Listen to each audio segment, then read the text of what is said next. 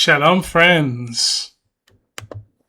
In this week's Torah portion, Moshe addresses the Jewish people with a profound promise. He says, "V'haya Ekev tishme'un et hamishpatim ha'ele." This shall be the reward when you listen to these laws and observe them. Hashem will safeguard for you the brit and the kindness which he swore to your forefathers. The Torah goes on to promise us physical rewards, abundant crops, healthy cattle, and material success. And all the great commentators ask, why does the Torah use the unusual word Ekev, which literally means a heel, to describe the reward for fulfilling God's mitzvot? We're doing what we're told. Why the reward? And why the word Ekev? And Rashi gives the most famous answer, that there are mitzvot that people can trample underfoot with their heels. We dismiss them as minor. And Rabbenu Bachye develops Rashi's answer at great length. And he explains that David HaMelech, King David, wept over this in Psalms and Tehillim, crying out against the guilt of my heels that surround me. The Torah warns us, do not look down on the small acts. The meticulous care we give to the seemingly minor mitzvot is precisely where our spiritual greatness is measured. Rabbenu Bachye goes on and he develops several other connections to the heel. He writes that the heel is the lowest part of the human body. It touches the dust of the earth.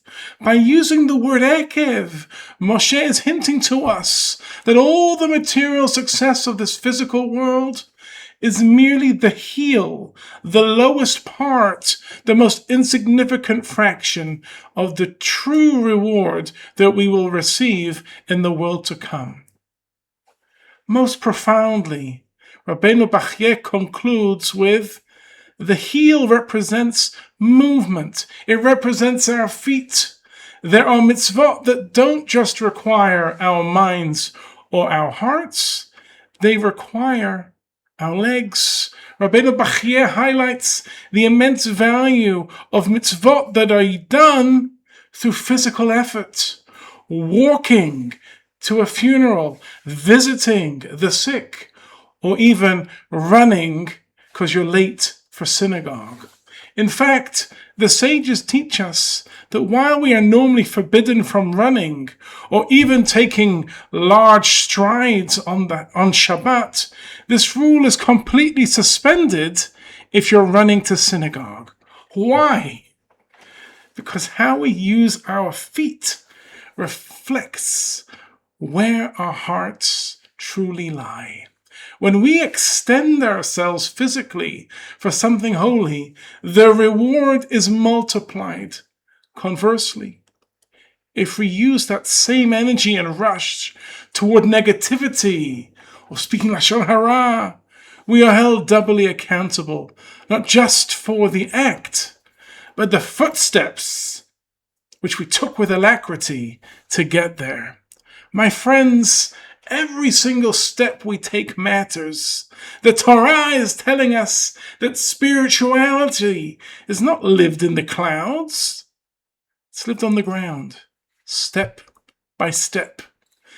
This week, let us remind our footsteps. Let us run towards acts of kindness, and let us uplift those small daily mitzvot that are so easily trampled. By elevating our heels, we connect our physical world to the ultimate eternal reward. Shabbat Shalom.